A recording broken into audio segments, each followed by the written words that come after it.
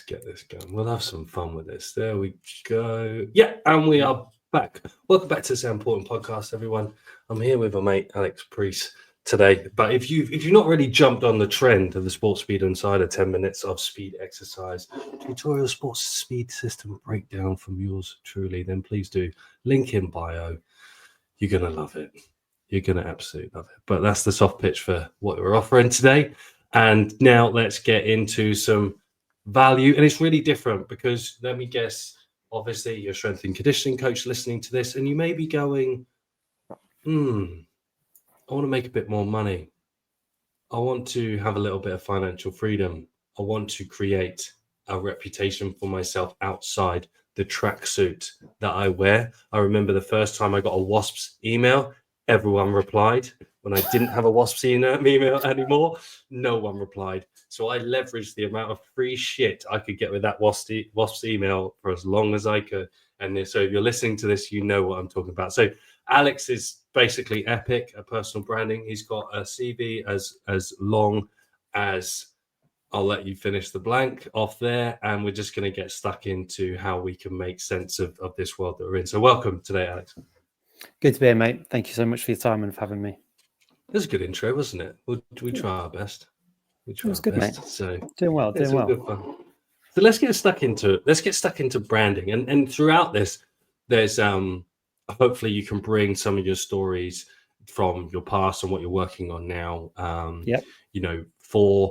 I think what you're really suited to this conversation is that, like, for most people here today that will be listening, maybe working a full-time job and then maybe thinking, well, I want to do something for myself, which is a path that you've chosen, which is really important. And there's psychological traits that go with that, but then also how do we show up?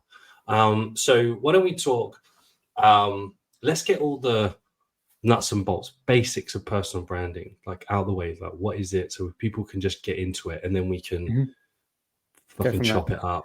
Yeah. Good. Personal branding, what is it? It's reputation.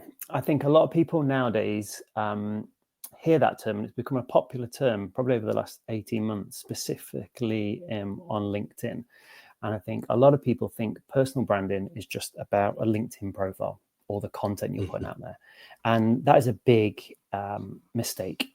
You've got to now think of personal branding as a business opportunity. It can bring in all sorts of opportunities, whether that is, to your point, making more money, whether that is opening up speaking gigs, whether that's opening up networks and connections. There is endless opportunities. And whether you're a coach, a founder, athlete, there's various different ways to kind of do that and get into it. But at its core, personal branding is about your reputation on and offline. I think in today's world, with kind of what's happening with AI and automation, video has become more important than ever. Thank God this is on video, Sam. So it becomes really, really important that video is kind of part of your arsenal. But the reason I say that is the offline part is becoming more important than ever in terms of showing up from a networking point of view, being out and about, meeting people face to face, because people want community and people want to feel connected. And ultimately, personal branding comes back to trust. So are you a trusted person? Is someone going to trust you to be their coach? Is someone going to trust you to give you their money? Is someone going to trust you to recommend you that you should go and write a book? Is someone going to trust you to speak at a conference? All comes down to trust. So personal branding is about reputation, and underpinning that is how do you build trust for your personal brand? And it's not just about this glitzy, ego-driven world that some people may think it is. It's actually a very strategic business opportunity for people.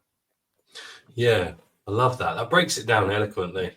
I, as you say, like there's only, especially from a coaching context as well, it's so like how are we going to get people to believe that we can give them the thing that they believe is going to help them? Yeah, and that's huge, and you can't do that without a face. And and trust. Sorry about it. Trust is so important, and what you're touching on there is the proof. So how do you deliver proof? And this is things that coaches will be aware of, but potentially are just not utilizing more. So it's kind of testimonials. It's your network.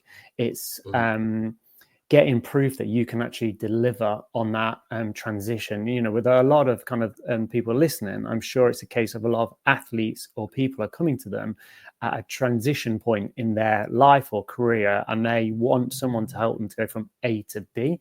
So how can you show someone that you've taken another client from A to B? So it's about selling with proof, if that makes sense as well. Being like, well, let me tell you about this story where me and Sam worked together. Sam was here. He was at this point. We started here and we ended here. That is the proof I've got in terms of, and it's sold via a story versus, hey, I'm really good at what I do and I've got all these qualifications. It's not about a CV. It's about stories and about generating the proof, which comes from the trust as well. Yeah. And especially, I guess, in the space that, all the strength and conditioning industry, 2009 only had one degree program in 2009. And now there's 80 in the UK alone, undergrad and masters. And it's still largely unregulated. So there's like SIMSA and stuff like that, but half the people don't even know what it is because there's no path to the career. So it's kind of like, well, how do we create like free thinkers and remove groupthink out of that? Because if you want to show up and be trustworthy, then you can't really be showing up as on an assembly line of coaches, because the clubs just want the assembly line coach. How do we do it differently as a person?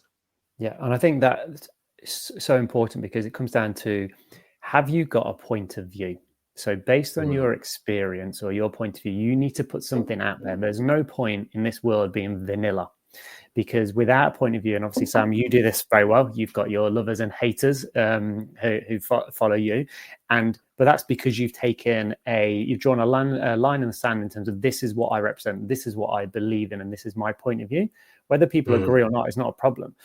Where a lot of people go wrong is they feel scared about doing that, and that is, I totally feel that. I feel that myself, but also with clients I work with. But it's actually going, draw a line in the sand. This is my belief and my values, and this is what I believe in, and I'm going to put this out there. And the worst thing you can do is try and be for everybody, because if you're trying for everybody, then you're for nobody. And then when you talk about that assembly line, without going into the industry too much from the S&C point of view, because I don't have that knowledge, but there's different pathways I see in terms of, the one pathway goes into the pro sport, in terms of there's pros and cons, as everybody will know about that. And to your earlier point, you get an email address, you get contacts. If you're in that world, get the experience, utilize that email address, because exactly the same thing happened to me when I was working for Adidas. Everybody responds to my email. When you go out on your own, everyone's like, who are you? Not bothered. Or the other option is then on a side note, sorry, just so I can interject. Looking back on that now, did you wish you bought the Adidas domain with like 2 A's at the end and an S, or 2 S's at the end? All of that, open, right? Yeah, exactly. I should have got waspies. Yeah, exactly. But I think then the other path is then, if you go out and create your own. So when you come off that assembly line, everybody is quite similar based on their experience. So you have to go and get more experience. You have to put your point of view out. So that's things, putting your point of view out is kind of through the lens of content. And there's a million ways to do that now. With all the tools you can use, it's easier than ever to create content and put it out there. It is scary sitting in front of a camera talking. I did a video yesterday. It must have taken me 20 attempts to do it, and it still takes me. And it takes time to kind of generate and get better and get more comfortable. But if you can start creating content based on your point of view and your experience and your takes on things, this is then going to develop your brand and your positioning within that industry. So within that assembly line, if there's 20, 30 S&C coaches who are coming out of, one program, why are you different to them? Yes, you might specialize in a sport, but go deeper. And this is the personality part as well. So Sam, you do this really well. It's not just about being a coach. It's about your coach plus you outside being a coach. I think from an athlete point of view, an example, if you think of what LeBron James has done with More Than an Athlete, that platform that he's created, apply that to a coach as well. I'm more than a coach. So that actually means, what are you as a coach? What are your hobbies? What are your little kind of unique behaviors? People buy into people. And again, it comes back to this trust point. You want to trust somebody, so you want to be relatable. So again, it's how can you create your point of difference coming off that assembly line? It's about creating content that ladders into your point of view, that allows you to show, yes, your expertise, but also your point of view and you as a person. That's going to show up more and more. Yes, nice. Hopefully, it should be quite refreshing for people to hear this, because a lot of the coaches that like are in my legacy mastermind stuff, and just trying to get them to show up for who they are. Like you have your own pocket of people that will come to you. Yeah, And it's about attracting a tribe. So it's not about, and your tribe doesn't have to be, there's myths around, I need 1 million followers to make loads of money. Them days have gone. There's obviously the old, I suppose, point of view that came out 5-10 years ago, maybe about 1,000 true fans. That still holds resonance today. If you have 1,000 people, spending 100 quid with you, great. There's your 100 grand a year, right? And your massive tick, and you're working on your terms. So it's not about having a huge audience, it's about having the right audience. So to your point, how do you create your tribe? And your tribe is about holding a mirror up and people can kind of relate to you, but also trust you. So that's a really important point as well. Yeah, and to do that, I think you've just shattered a massive, overwhelming factor for a lot of people when they're using social media, like the borrowed media platforms. Is that and for anyone listening, borrowed media is like, and I want Alex to talk about borrowed, rented, and owned media in a minute, because I think it's really important. But it's something that we don't own. And Alex, if you could talk from your experience about how does brand work with those entities? Yeah, I think if we take it back a step, you kind of look at some of the best creators, and how we are now terming them top platforms is discovery platforms. So that's your Insta, YouTube Shorts, TikTok, LinkedIn, X, Pinterest. They are platforms that are really good at allowing you to be discovered. Some are better than others, i.e. TikTok, you can be discovered and have a video blow up straight away. Instagram might take a little bit longer, but all of them are discovery channels. So that is kind of about capturing attention. And this is where a lot of people stop. They get that attention, and then what they try to do is sell straight away. And that doesn't happen because potentially they've got the wrong audience in there and they've not kind of brought them in a little bit more. The next layer down is relationship platforms. So this is a podcast, a community, an SMS, WhatsApp group or something like that. And it's about creating deeper relationships with your audience and bring them in that. And then underneath that, you then have products that you can kind of sell in different ways, or services. So I think an example is, a few clients I've worked with have, huge, hundreds of thousands, millions of followers on different platforms, but that's attention. And I've seen examples with some people who have had, 6-7 figure followings on them platforms, but can't sell anything because they've created a community, they've created an audience of not customers or potential customers or leads. It's literally followers. So people enjoy their free content. And that is always a challenge in terms of how do you create a following that is actually going to help your business. And this is another point when it comes back to personal branding. Personal branding is different to having a content habit. A content habit is about turning up and just posting content. Personal branding strategy is about, what you're doing this for, and it's about building a business or building opportunities. So you just be careful about getting caught in between. So just to reiterate, at the top, you've got discovery platforms, your Insta, your TikTok, we talked about. Then you've got relationship platforms to get closer to your audience, which is kind of a newsletter, a podcast, WhatsApp group. And then that's where you can start to kind of offer people different products or services or opportunities to engage with you more and more. So you're saying they're the platforms that we create, like audiences on, like Instagram and stuff, there'll be the borrowed platforms. Yeah, borrowed, rented. Yeah. So if you kind of seen what happened whenever it was a month ago with TikTok, obviously there was businesses that were all created on TikTok and didn't have any other presence, and then disappeared overnight. Obviously they came back a couple of hours later, but that was, if that is not a reminder to you in terms of you're on rented land, that is a massive wake-up call. So whether it's any of them platforms, so there's some creators I'm working with at the moment where they have got hundreds of thousands of followers on one lead platform, but they don't have a business. They have a business because they're monetizing that audience, but actually they don't own that audience. So if Meta or Elon or whoever turn off that platform tomorrow, their business is gone. So the biggest thing I could recommend, and the one takeout, is build an email list. You've got to have an email list, because you can take that email list with you to the grave, right? Yeah. Yes, people open and close rates and all of that lot, but an email list is so much more valuable than them audiences, which can be turned off, tomorrow night. Again, to your point, them audiences, the discovery ones, are the borrowed, rented ones. Yeah, I love that. And that's actually what happened to me. I had, when I remember. we did some work, and we did some work together, and we created a massive amount of reach, massive amount of, like, silly numbers, wasn't it? It was stupid. And then, but we weren't getting the pull that we wanted to get clients and coaches. It was, it was the wrong type of audience. So we switched gears, tweaked things up, and then some bloke hacked my ads account and was selling Dodge bumper lights, and everything got taken down. I went from 3 million impressions a month to nothing, and I lost the Instagram and my Facebook overnight. But I had 4,500 people on my email list. Yeah, and that's the key thing. Like, be prepared. This can happen, especially what's happening now with kind of all the platforms and the changes that are happening. You've got to have an email list, and that's where you've got to build it from. Yeah, and to be fair as well, there was a huge part of me that was relieved when I got hacked.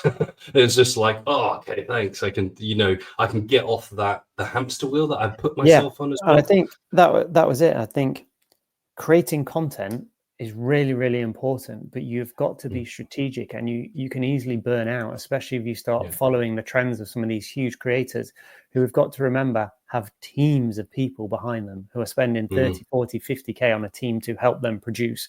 And, some of them are using the old playbook about go and, create one long form piece of content and then distribute it 150 ways. That's great. And that's great for creating content that fills your feeds, but it's not necessarily going to help you grow your business, because every platform has to be specific in terms of what we, want to be doing on them. Yeah.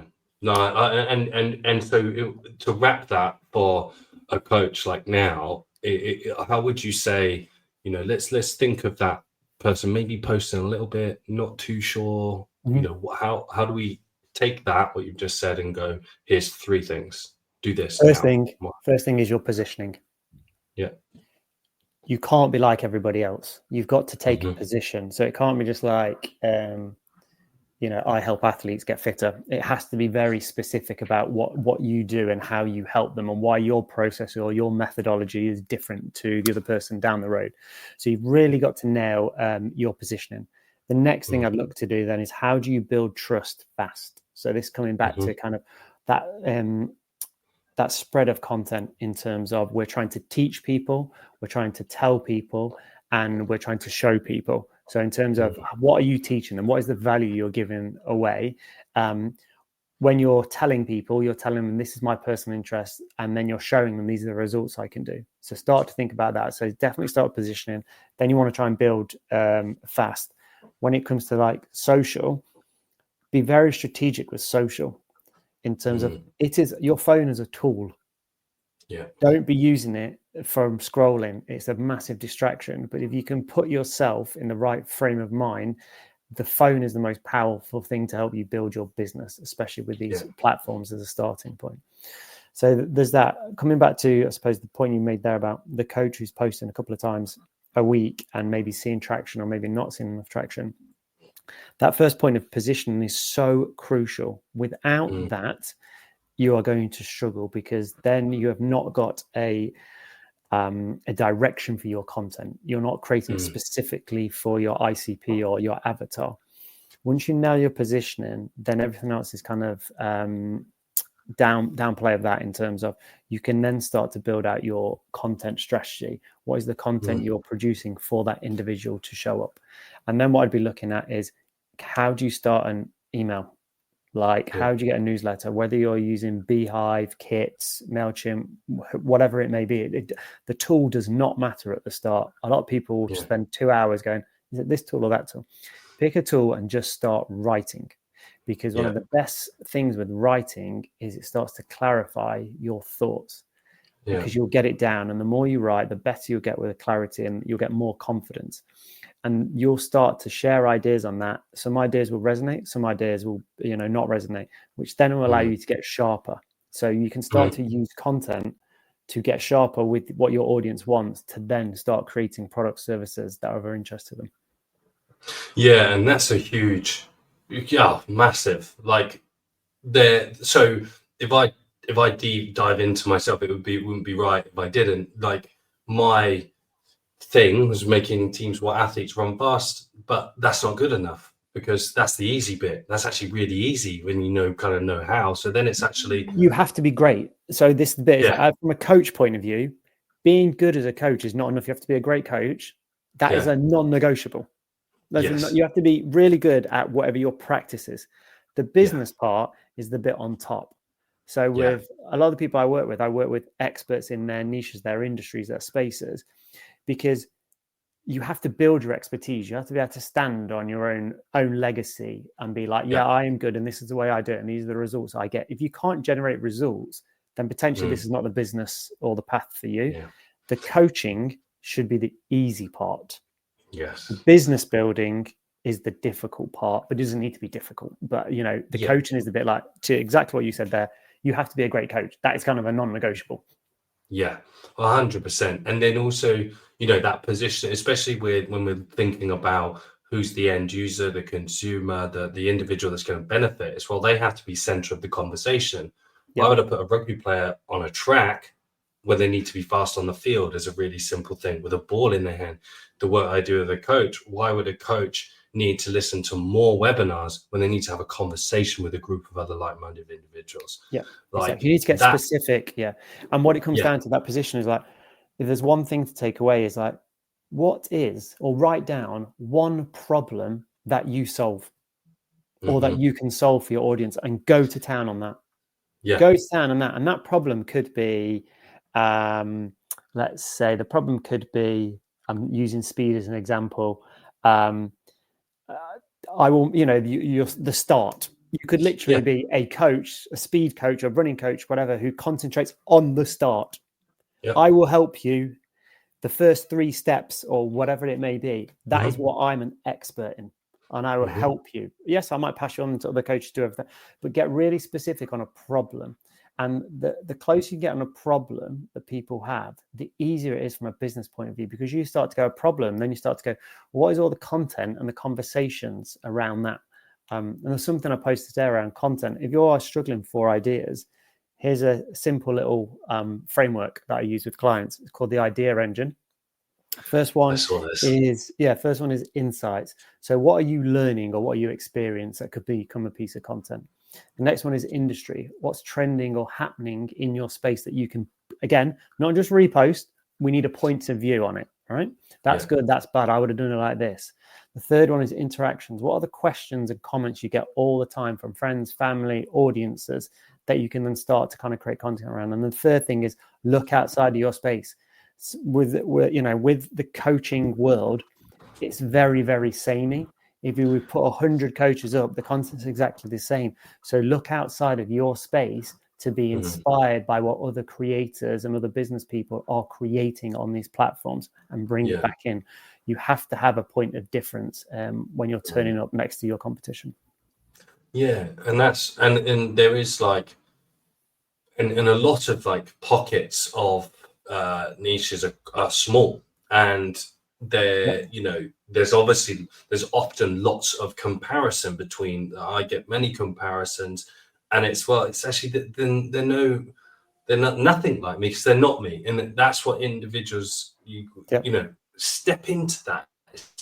So you have your unique story that is going to resonate with an individual along their journey, and you are part of that. They get on the bus with you, they get off the bus with you, and like that, when that's ready, and that's how you can communicate, rather than 5 exercises to wipe your own arse and stuff like that. Exactly. And I think that doesn't wash anymore. The relatability point is so important. I look at my own journey. I worked in agency and brand land for 20 years with, the likes of Adidas, MasterCard, Diageo, like big brands and big talents. And 12 months ago, 14 months ago, maybe it was, I stepped out on my own for reasons. I wanted to build my own freedom, wanted to be in control of my own time, wanted to build my own brand and business versus building the brands and business of other people. That story now attracts other coaches and founders and athletes because they're in a transition as well. They are like, I see what you've done. You've made that jump. It's very, very difficult. So I'm kind of just sharing my blueprint in terms of what I'm doing for helping people who are a few steps behind me to be like, this is what I did. This worked. Don't do this. This didn't work. And that's, I think it's really important to be relatable to the people you're trying to help. And I think exactly what you're doing, with the likes of Legacy, you've been there, done that, and you're sharing the wins, but also the mistakes. And I think that's really important. There's a lot of mistakes people can make when it comes to personal branding. And one of them is just showing the wins. You've got to show the failures and the challenges because that's what makes you relatable to other people. Yeah, that's and that like taking that risk could be quite scary, but it's actually very freeing. It's terrifying. Let's know it's terrifying when you come off a salary, whatever that salary may be, when you know exactly how much you're going to get every month and you can work out your, how to keep the lights on, to then go from that to not having a steady salary coming in for, because you're trying to build your own thing is terrifying. You have to have a lot of self-belief and you have to be able to live with this tension because when you work for yourself, there is as many highs as there is lows, but them highs or lows, maybe in a club setting, come over a month period. The highs and lows of working for yourself come on a daily roller coaster.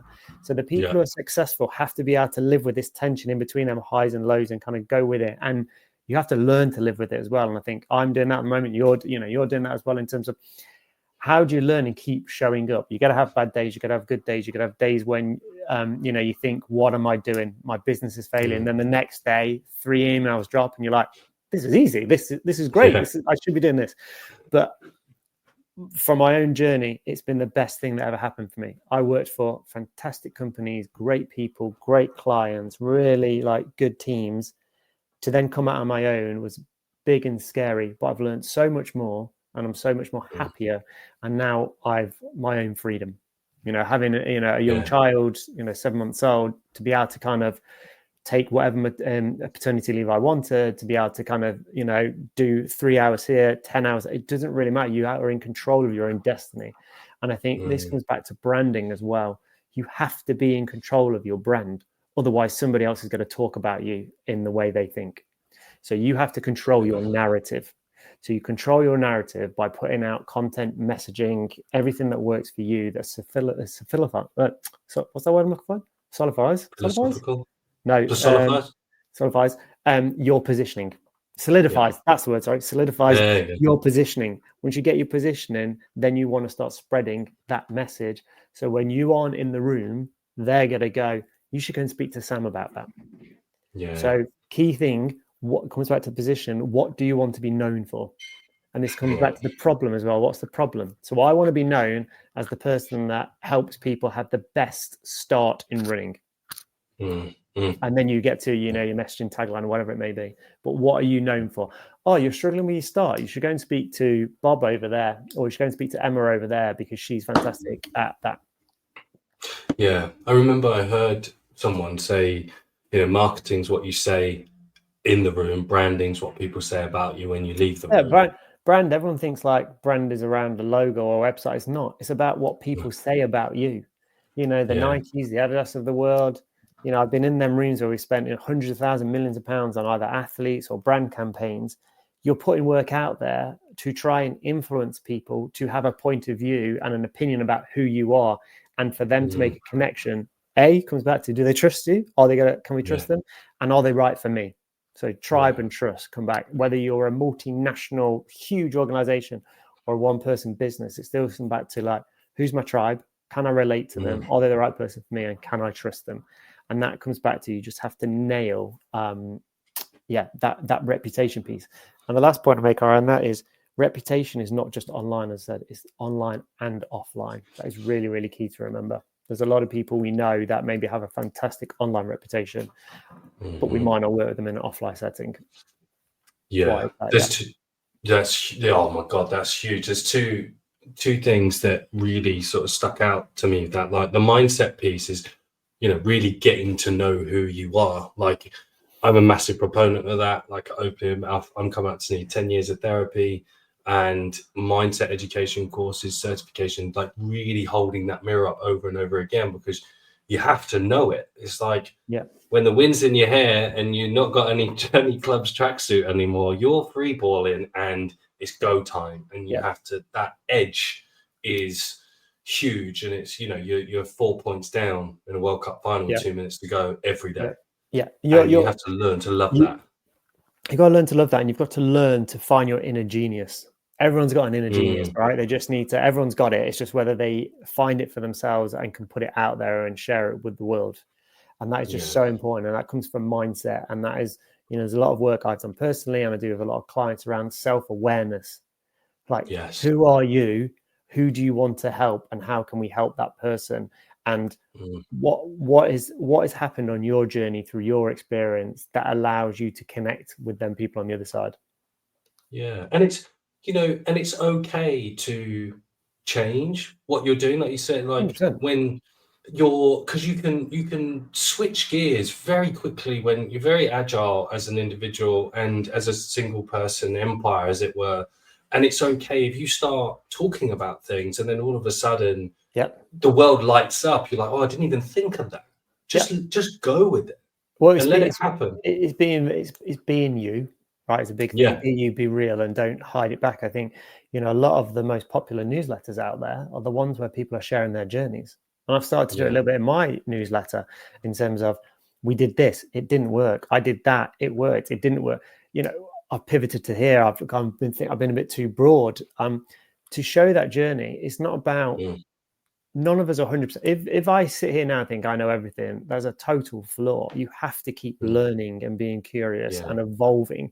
And with evolving means you're going to evolve your business, your positioning, your pivot, But the best thing is, me and you can pivot like that, because it's only us in the computer that we need to kind of talk to, versus, working in an agency.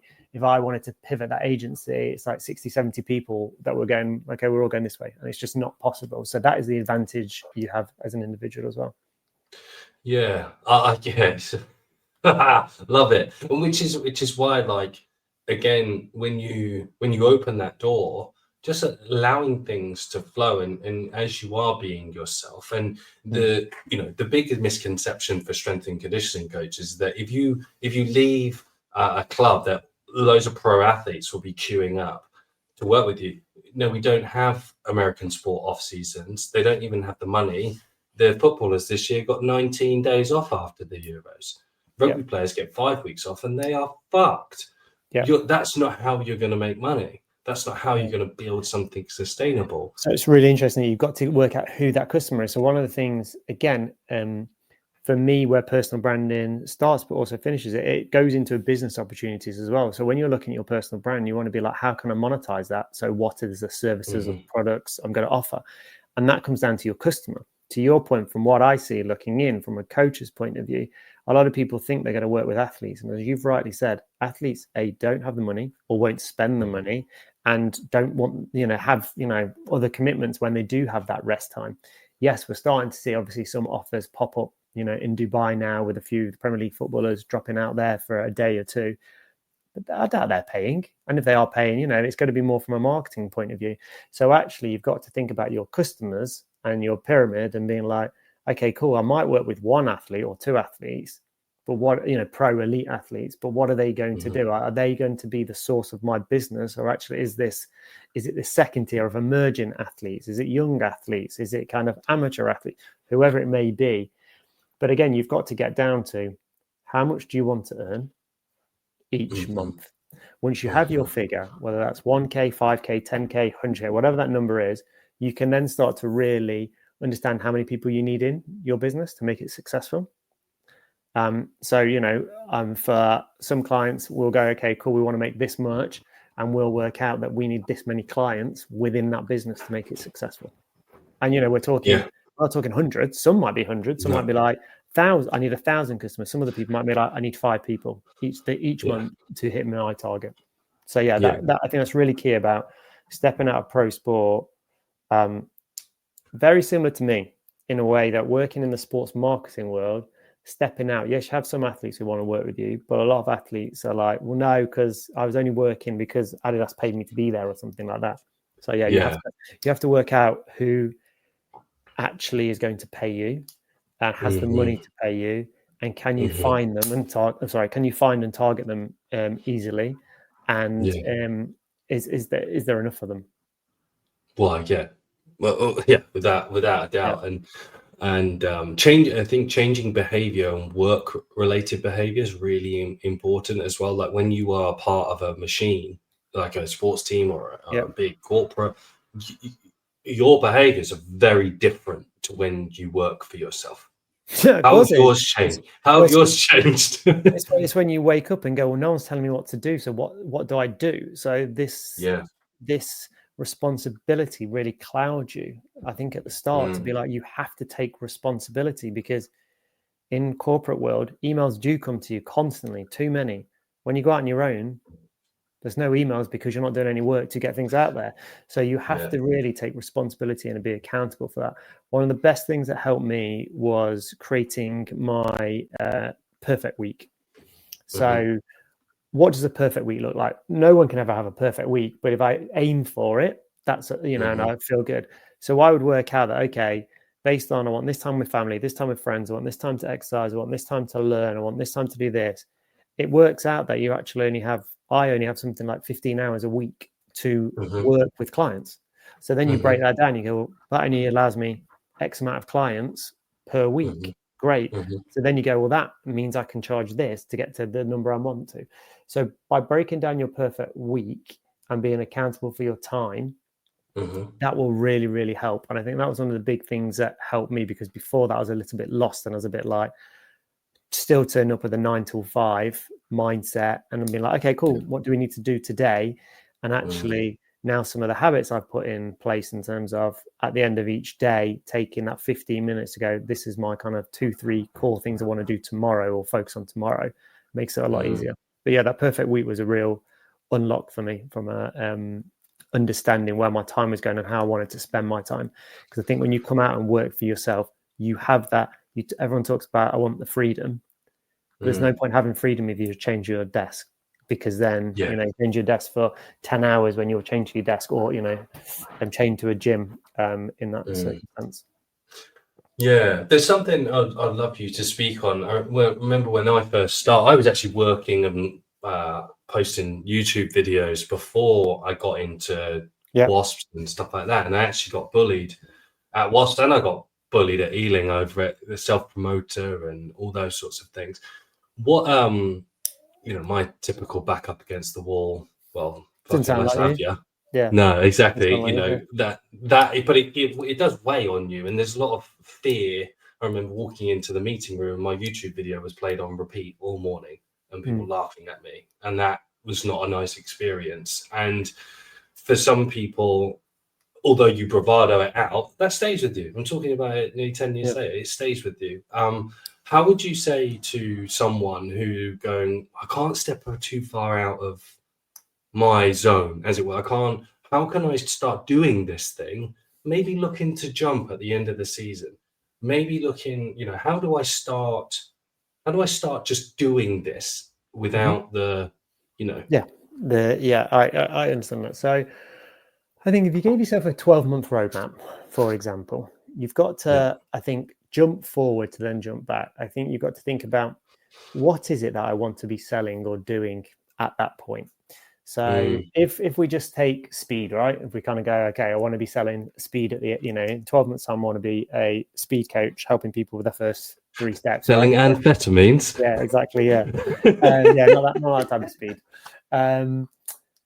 You then go, if you are still, because this is very commonplace in terms of, if you've got an employer, that's what this is, right? How do you start building your personal brand? So a good employer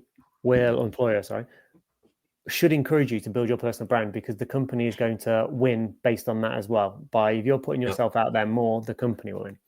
But that's not the answer for here. For here, I would be starting thinking about where your audience is going to be. So that potential audience. So if you think about athletes, where are athletes going to hang out. Again, elite athletes Mm. aren't really online, right? Elite athletes come through recommendations, word of mouth. So again, you might start there. You might not do anything online to a point. You might just go from a real offline effort to start kind of having these conversations and talking with people. But if we're talking about, let's say, the everyday athlete or the amateur athlete or someone like that, where a lot of these people are online, you start to kind of look at, or you want to be a S&C coach to CEOs, for example. Yeah. So you look at the platform. So for example, if you were to look at LinkedIn, you could start just dropping content on LinkedIn, and you can start very much with a text-based thing. It's not as draining or as difficult to get started with text on LinkedIn or on X as it is for Insta or YouTube. You can build up to them, and through that, you can start sharing your points of view on things that are happening in the industry. You can also start sharing the work that you're doing. So, hey, I work with this, I work with this athlete in the club. They've just come back from injury, and this is what we did. And putting it out there, it's not, you're just sharing your journey. So no one's going to look at that. Everyone's just going to be, oh, that's interesting. Sam's just starting to, share his work a little bit more. By sharing your work and the lessons and the learnings. Okay, so we had a player, who came to me, and this is the program that we put them on, and they got quicker results because we, brought this type of process into their, back to field, whatever it may be. Talk about that through LinkedIn. The other thing as well is use that network that you've got in that club or that email address you talked about to start having conversations with people. So we were just talking before around LinkedIn at the moment is really pushing video, and they're investing a lot into video, and LinkedIn lives are becoming a lot more popular now with creators. So could you be looking to do a monthly live where it's just a chat with you and another coach at another club, talk about this is what we did, this is what I did. So I think it starts to come back to like, how can you start to show your experience through your day-to-day job would be one pillar. Yeah. And then the other pillar is giving your point of view on what's happening in trends or within the industry at large and adding value. You've got to be helping people, thinking about who you're trying to help. I would probably start with a text-based platform, so either X or LinkedIn to begin with, because it's easier to get going straight away, especially with all the tools out there today. From a YouTube and Instagram point of view, I think Instagram is harder because you've got to have content. So you're either got to create that content yourself via video, or you're taking a lot of selfies, or you're trying to take club content, which is probably not the best thing to do, and post it on your channels. So I'd probably look to kind of lean into LinkedIn and X from a text point of view. And then once you start to feel a bit more comfortable with that, I would also go create a newsletter about your experience at that club, what I'm learning. So you obviously don't need to be giving the secrets away that you're not allowed to talk about, but you could easily have a monthly, quarterly, weekly newsletter that you're dropping about behind the scenes from, whatever my journey in terms of what's happening. Because what you're trying to do there, you're just trying to show your experience online.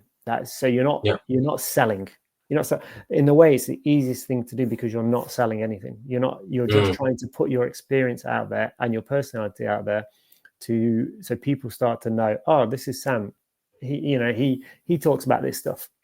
So again, think about, if you're, at the start, think about what do you want to be known for and what's your position. I want to be known for the speed coach who helps people with their starts. Great. Start specifically talking about that through your content with examples that you're doing in your club. Does that answer that? Yeah, absolutely. It's not, it's not rocket science. It's logical. It's simple. It should be low lift. Should be low lift, but just have a bit of a strategy in place. Don't just go out there and start posting, because you will then get very disheartened 6 months time and you're like, well, I posted, nothing really come. You have to have a strategy so it pulls together. So you're going this is the strategy, this is the playbook that I want to do with my brand. And as I said, it all starts with positioning. Have to start with positioning. It's not about visibility so much as about you have to be positioned right, because if you get positioned, people will find you. Yeah, and it's really, coaches as well. They're the most ironic bunch of people. I love them to death that fucking frustrate me over and over again, because they want their athletes to follow systems, but they can't follow systems themselves.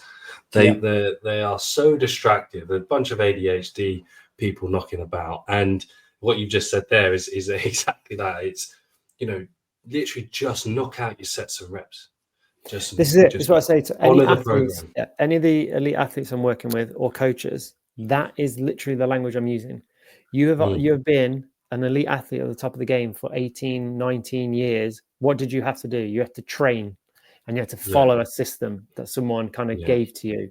I'm going to give you a system, follow it, and you'll be successful, but you have to do the work. To a coach, you give your athletes systems to follow a system, you will be successful. You have to do the work. It's put in the repetitions. There's no shortcuts. Yeah, everyone can have a 15-minute of fame if they get a TikTok blow up or something like that. That is not about brand or reputation. That's just about kind of the very shallow personal brand.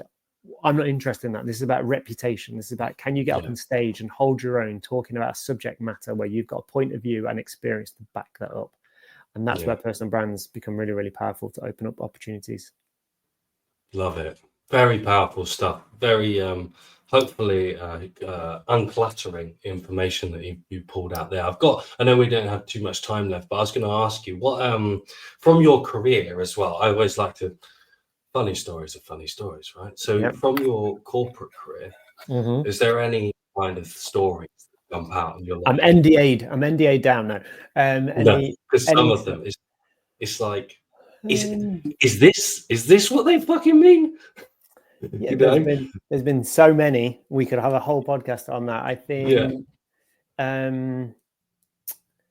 there has been times where you're like, what is going on here? And there's things where you're like, this can't be happening, but it is. And, things crop up, especially in the event side of the business. You're like, we thought we had everything nailed down and something happens.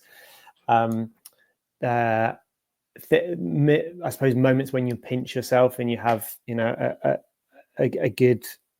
a good laugh on set was one memory that comes to mind. And it's a bit of a name drop, but we'll go for it anyway. Is when I was working with Kevin Hart and Usain Bolt, and I'd come up with an ice bath challenge before ice baths. They're probably in pro clothes, but this is 10 odd years ago.